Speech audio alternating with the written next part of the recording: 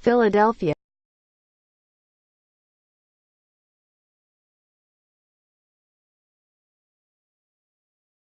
The Eagles get to play the disrespect card for another week.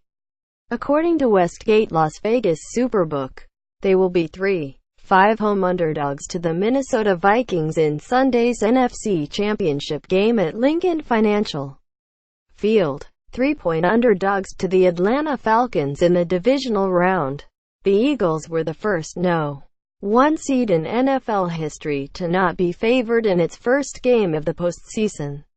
The organization pounced on this angle, playing up the idea that they were not getting their due. They even hung up copies of analyst predictions to show how many people were siding with the Falcons. Editors picks Eagles owner. Players bust a move after win in celebrating the team's first playoff win in 9 years. Eagles players and owner Jeffrey Lurie danced in circles and through lanes in the locker room after their 15-10 win over the Falcons on Saturday. Disrespect will not be tolerated, cornerback Jalen Mills screamed before taking the field Saturday. Philly used that edge to help fight past Atlanta 15-10 and into the NFC Championship game. Afterward, right tackle Lane Johnson and defensive end Chris Long sported dog masks that they bought leading up to the game to fully embrace the underdog role. I would imagine we are probably not going to be favored next week either, Johnson predicted. At this point in the season, it really don't matter. It's anybody's game. Quote, looks like Johnson will hold on to the mask for another week. To that end, Johnson followed later Sunday with a tweet indicating that he'll continue to embrace the underdog mentality against Minnesota. Is it next Sunday yet?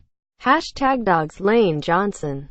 At Lan Johnson 65. January 15, 2018. When did Carson Wentz go down? Since that point, no one's given us a chance, Eagles coach Doug Peterson said, referring to the quarterback's Dec.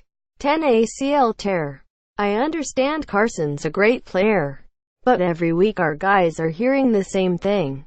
Now, all of a sudden, we're not good enough. We're 13-3. Best record in football. Home field advantage throughout. The guys are gonna motivate themselves based on what they have heard for the last month. It really doesn't matter what you guys talk about because our locker room is united. I'll go to bat for every one of those guys.